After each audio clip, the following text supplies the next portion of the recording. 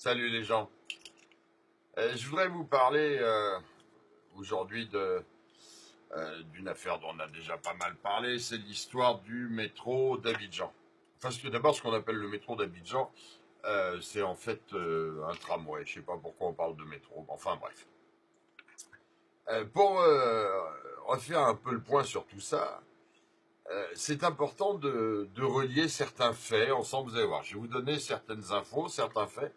Et puis on va s'amuser à les relier ensemble. Vous allez voir, ça donne une jolie toile d'araignée sur les collusions politiques et financières, sur la droite, la gauche, la France-Afrique ou la pompe-Afrique, le grand capitalisme, nos hommes politiques. C'est très intéressant, c'est très intéressant. Alors pour ça, je vous remets quelques petits faits en tête, comme ça, puis vous allez voir comment ça se déroule.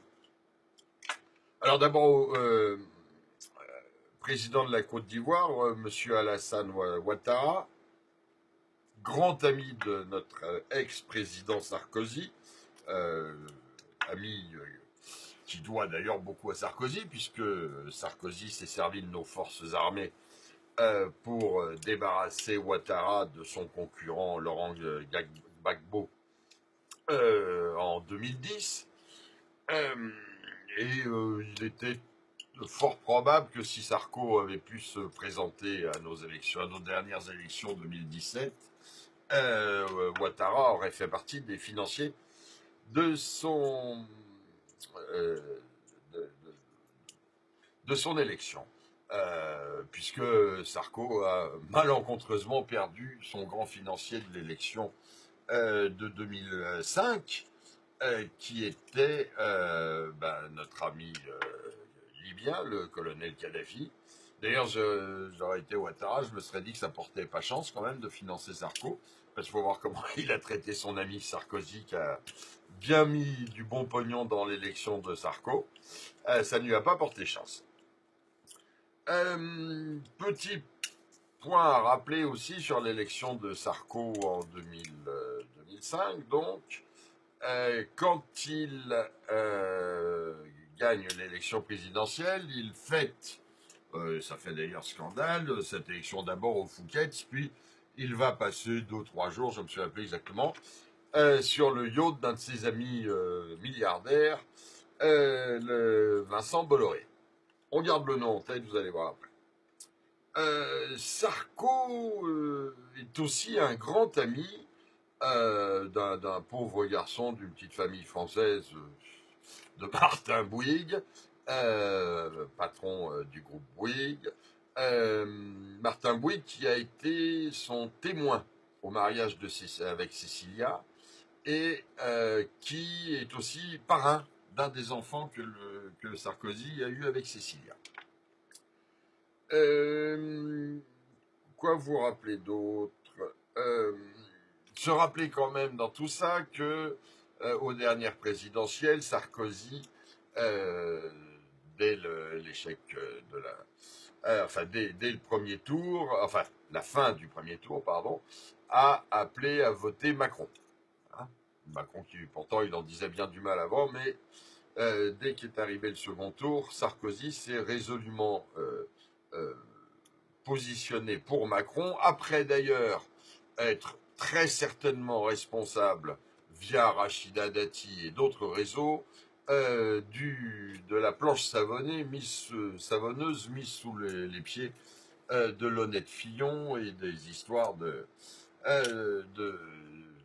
paye de sa femme, d'emploi fictif, etc. Il y a très forte chance que tout ça vienne de Sarko. Donc Sarko, qui aurait déjà quand même un peu aidé Macron en savonnant son adversaire le plus probable, n'est-ce pas?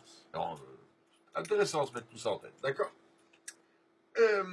Alors, toujours pour la petite histoire, après les élections de notre ami Macron, le couple Sarkozy dîne en tête-à-tête, dîner privé à l'Élysée avec le couple Macron. Et ça, c'est le 5 juillet 2017. Et alors,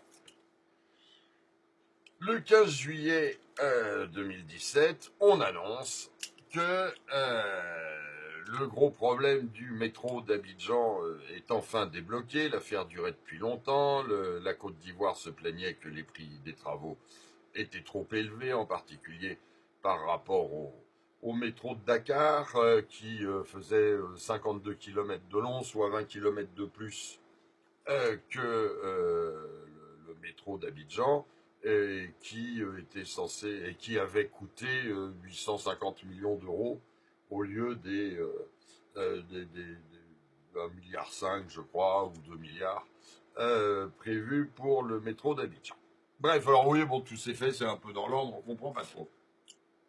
Maintenant, on va essayer de comprendre un peu ce qui se trame. Parce que voyez-vous, le métro, qui est en fait un tramway d'Abidjan, va être reconstruit sur un tracé et des rails existants déjà sur une grosse partie du parcours. Et bien, vous savez à qui appartiennent ces rails, enfin ce tracé? Eh bien, à une société qui appartient à, je te le donne en mille et mille, à Monsieur Bolloré. Tiens, retour de l'ami Bolloré. Ami Bolloré de Sarko. Donc déjà, paf, le métro, ça tombe bien, notre ami Bolloré va en profiter. Et alors, qui va construire ce métro d'Abidjan? Eh bien, un consortium qui a un nom très abidjanais, puisque c'est la Société de transport abidjanais sur rail, la STAR. C'est beau, c'est magnifique. Malheureusement, la Société de transport abidjanais sur rail, elle est détenue en fait à 33% par Bouygues, avec Bouygues ressort, 25% par Keolis, une filiale de la SNCF, et puis par un groupe, par deux groupes coréens, Hyundai à 33% et Dongfeng à 9%. Donc les choses se mettent un petit peu en place. La France va donc financer, d'ailleurs c'est une chose très intéressante, j'ai passé un bout de temps à faire des recherches sur Internet, alors peut-être ai-je mal cherché, mais là, après, je dirais bien 2 heures de recherche, d'articles à lire, etc., je trouve évidemment des tonnes d'articles sur le financement de ce métro d'Abidjan, sur l'enveloppe de 2 milliards donnée par la France à la Côte d'Ivoire pour financer le métro et quelques autres entreprises, mais nulle part je n'ai trouvé les conditions de ce financement. C'est-à-dire, après 2 heures de recherche, je suis incapable de vous dire si c'est un don de la France, si c'est un prêt, à quel taux est-il, en échange de quoi nous sortons cet argent.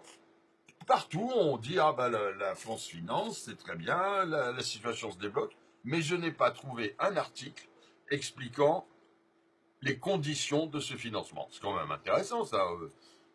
Pourquoi on ne nous dit pas? C'est bizarre. Et donc on se rend compte que quelque part, Macron arrive au pouvoir, c'est pas lui, cette histoire est dans les tuyaux depuis longtemps, hein, c'est pas lui qui en 15 jours a décidé de construire le métro d'Abidjan, c'était déjà un des dossiers traités par Hollande. Bref, l'histoire est bloquée, et évidemment nos industriels français qui sont sur le coup du métro d'Abidjan, parce qu'il y a bon pognon, hein, quand même, on les boule jusque-là, la Côte d'Ivoire ne veut pas lancer les travaux parce qu'elle estime que c'est trop cher, qu'on est en train de la lui mettre, etc. Macron arrive, dis-moi, l'affaire se débloque à toute allure, après un petit dîner avec le couple Sarko, Sarko ami avec Bolloré et Bouygues, tous deux ayant de gros intérêts dans l'histoire de la construction de ce métro. Extraordinaire. On débloque l'argent qui va permettre de construire le métro, alors on le prête ou on le donne, je ne sais pas, aux Africains, pour qu'en fait, ils aillent payer des entreprises françaises. Puisque qui est le gagnant dans l'affaire? Ce sont les entreprises françaises. Voilà comme un petit tour de passe-passe. L'ami Macron, eh ben, renvoie l'ascenseur à ses copains de la banque et de la finance, ou aux copains de Sarko qui l'a vraisemblablement bien aidé à se retrouver président aujourd'hui. La boucle est bouclée, c'est tous des enculés. Voilà pourquoi, messieurs, dames, vous n'aurez pas 850 millions prévus à l'armée française, Voilà pourquoi un général 5 étoiles se casse furieux. Voilà pourquoi, comme dans un article lu hier, on dit qu'à peu près 50% du matériel français, chars, véhicules, etc., est obsolète, en panne, dans des hangars, etc. Mais nos amis Bolloré et Bouygues s'en tirent. Elle est pas belle, la République. Salut les gens.